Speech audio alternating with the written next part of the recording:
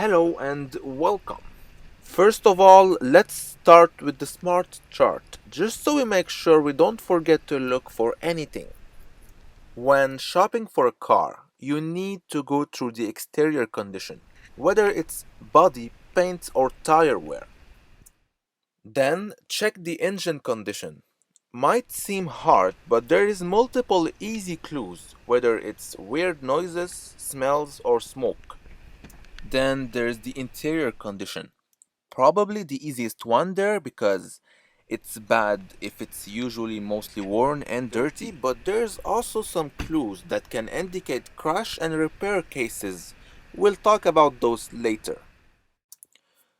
Keep in mind that there really is no way to be 100% sure a used car won't need any repairs. What I would like to share throughout my work is ways to minimize the risk and deal the best price as fairly as possible.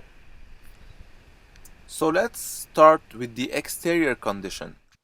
You're looking for inconsistency in the paint job, panels that seems to be lighter or stronger in color than the rest of the car.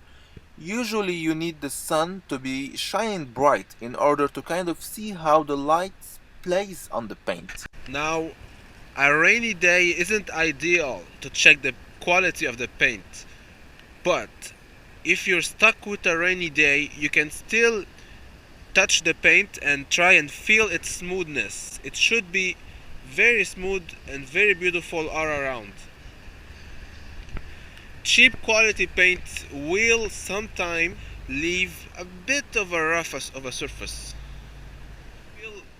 Usually it should all feel like the roof feels, because usually the roof isn't painted. It's the body all around that's involved into a crash. So feel the roof first and check if everything feels the same. Now let's get our attention over the body condition. As always, this should be the most obvious part. When you're walking around the car, look for any dings, broken parts, scratches, rust, inconsistent alignment in between the hood, panels, bumpers, and doors.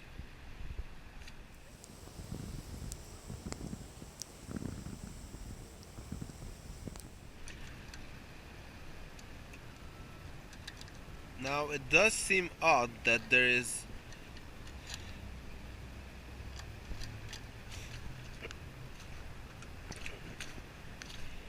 zips on both sides of the car, and I don't know if you noticed. Take a look at this bolt, and this one is rusted, which might indicate that this car has been into an accident and somebody replaced a good bolt by a rusted one. Especially, keep in mind, this car is a 2012. You're not supposed to have those kind of stuff getting rust yet, I believe. And you can clearly see on the light that there is a number which usually scrap yards write on their parts before they sell them. On this one, there's none. The wheels and tires. First of all, look and see if all four tires are the same make and model.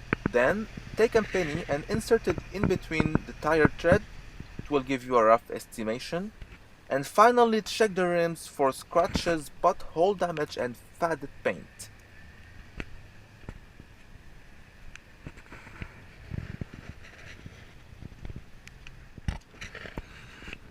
Behind each wheel, you'll find mechanical components. Sometimes it's not so easy to take a look at. You'll need a very expensive $700 small accurate device. Your cell phone basically. Use it kind of like what I'm doing now. This tip will give you easy access to components such as front axle, ball joint, lower table, Even if you're not a mechanical expert, you can still look for anything unusual. If anything seems torn, broken, rusted, and if you're not sure, compare both sides. Moving on to the engine condition. Start it up and listen. Ideally, a cold start is the best way for checking an engine. If it's too rough, you know it's usually packing a big load of mileage. And try and listen for any weird ticking sounds, odd rattle, or knocking noise.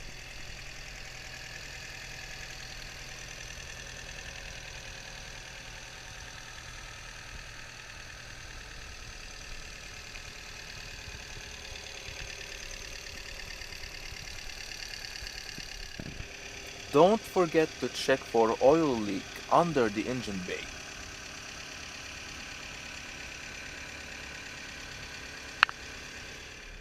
Then ask someone to rev up the engine a little bit so you can check the colored gas coming out of the exhaust. Is there any oil as well?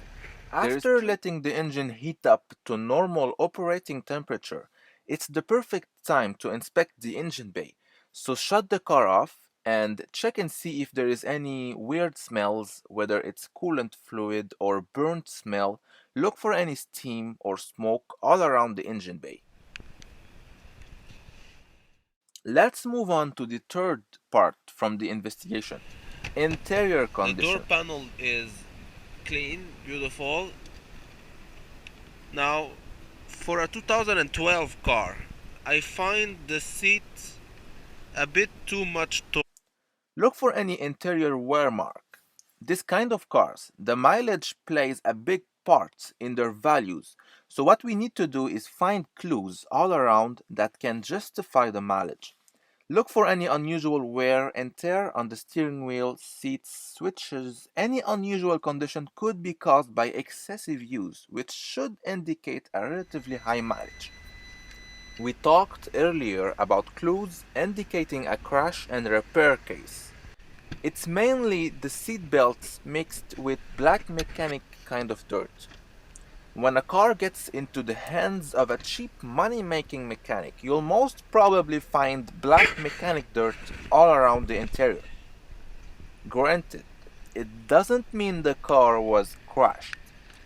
The car might simply be in for cheap maintenance. A crash and repair case is most usually given away by the seat belts. See, seat belts are made in a specific way so they lock when the car gets into a crash, and they have to be replaced. They are kind of expensive to buy directly from the dealer because they usually come as a full kit because of safety measures, which makes it the perfect black market item, usually stolen parts. This is where it gets interesting. Parts on the black market aren't handled with all due care and attention. Once they have been removed from stolen cars, they are basically thrown away, waiting for customers. Meanwhile, those parts accumulate dirt, rust, and all kind of nasty stuff. All The weird beautiful. part is that nobody bothered cleaning them up. That's the best explanation I was able to come up with after witnessing numerous recent cars with seatbelts in terrible states. In this case, though, the seatbelts are crystal clean. All good. I honestly don't really like those seat color combination. They make the car feels old. Now it's time for a test drive. I would suggest to drive it in city roads until it heats up, then take it on the highway. Make sure the radio is turned off and ask the salesman to remain quiet so you can focus on the car. After going through that smart chart thoroughly, you really should begin to have an idea on the actual mileage of the car, so check it out at the very end of your investigation. If the shown number makes you uncomfortable, walk away or try and get the best deal as fairly as possible. I'll thank you for watching and hope you enjoyed. Whether you're looking to buy or to be entertained by nice car footage, be sure to subscribe and scroll through my channel. There's much more stuff about cars. Take care and goodbye.